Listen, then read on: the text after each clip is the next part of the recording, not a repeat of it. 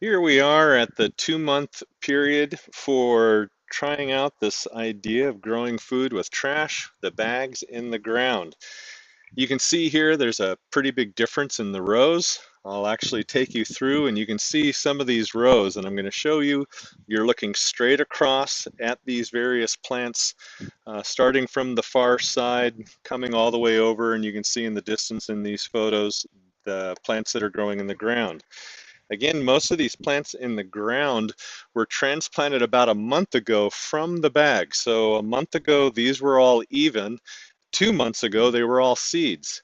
You can see what we have here in the bags. We do have some pretty big winners here. This row right here, the one that's to my right, has had only a half a gallon of water on average per plant, and that's over the period of 2 months per plant. So right there is all that it's taken to grow these plants. Whereas you look into the ground where we have no bags over there, those have had about 6 times more water than the plants in this row right here. I have noticed a little bit slower growth than what you would find if I was heavily watering in the ground. There will be some criticism. They'll say, well, you just didn't water the plants in the ground enough, and you're right. I was starting with the lowest number of cups of water needed to keep the plants going and growing in all of the rows here. I will go the next time adding more and more water to the ground in order to bring about a more vigorous growth. I didn't want to have people say, well, you're showing it took 10 times more water in the ground and maybe you could have done it for less. So now I've shown what less is. I'll go and add more just to see what it takes to actually match the growth rates that we're seeing in the bags. I'm going to take out some of these bags now. You'll be able to see here the radish and what it takes. I want to be able to see what's happening down in the roots here. Any good bag to come out of the ground very well here.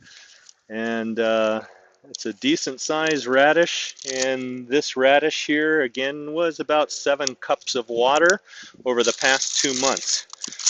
Looking down at the soil looks pretty good. This on the side shows you what the dry looks like, so you can see the moisture level in this. Pulling out some of the soil here, see what it looks like. There's the lower root, all pretty good.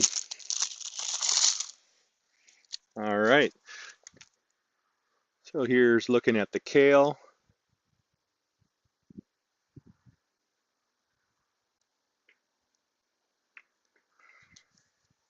When you look down these rows here, you will see that this row right in here, which is simply the sealed bag with about 2 inches of gravel in the bottom, it has used the least amount of water, only 20% of what was put into the ground, and it also has, for the most part, the best looking plants. There are some exceptions with this next row, and this is with bags, some holes in the bottom of them, and some gravel below them to the ground.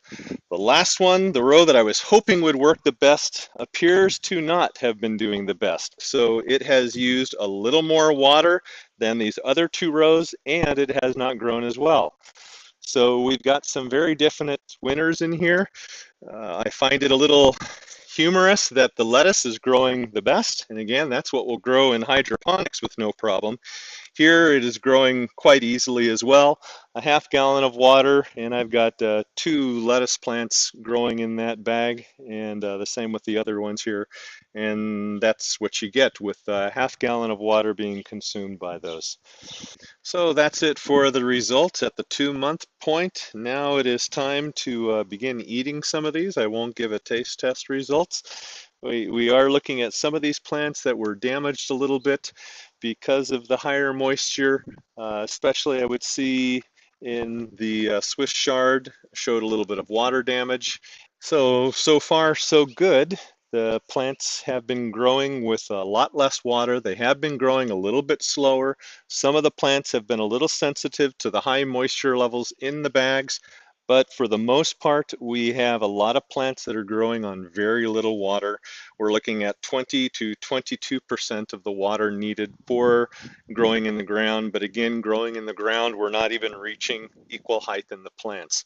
So we're going to do a little more testing on these plants in the ground, give them additional water now to end up trying to keep the heights of these all the same.